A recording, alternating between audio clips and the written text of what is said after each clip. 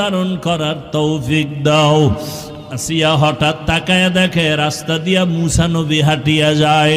ডাক দিয়া কয়, নবী মুসা, জানেননি আমি আসিয়ার কি হালাত? কয়, জানি, তোমার এখন ফাঁসি হয়ে যাবে। মুসা নবীকে আসিয়া বলে, নবী আপনি একটু জানতে চাই, দোয়া করবেন, আর এই মুহূর্তে আমার আল্লাহ আমার উপরে রাজি না খুশি? আপনি তো আমার মাওলার সাথে মাঝে মাঝে তুর পাহাড়ে গিয়া কথা বলেন, ওরে আপনি তো কত মজা গ্রহণ করেন। আমারও তো মনে চায় মালিকের কাছে গিয়া কথা বলবো। আমি তো সেই রাস্তা খুঁজতেছি। বলে, মরণের পর্দা ভেদ করিয়া যাও, মালিকের সাথে মোলাকাত হয়ে যাবে। মুসা নবীর কাছে দোয়া চাইলেন আর জানতে চাইলেন আল্লাহ আমার উপরে বেজার না খুশি? মুসা নবী বললেন, হ্যাঁ আসিয়া, তোমার উপরে আমার মাওলা এখন অনেক খুশি।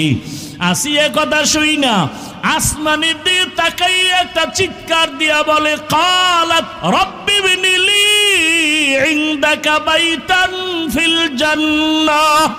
আল্লাহ কোরআনে ঘোষণা করলেন, আসিয়া যখন ডাক দিছে, ও দয়ার রব মালিক,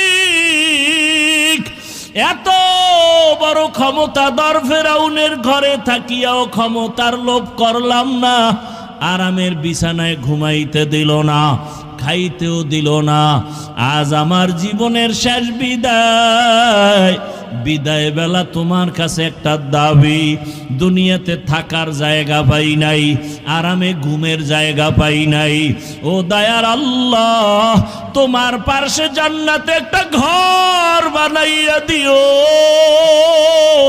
তোমার পার্শ্বেই যেন আমি জান্নাতে একটু থাইকা আরাম করতে পারি।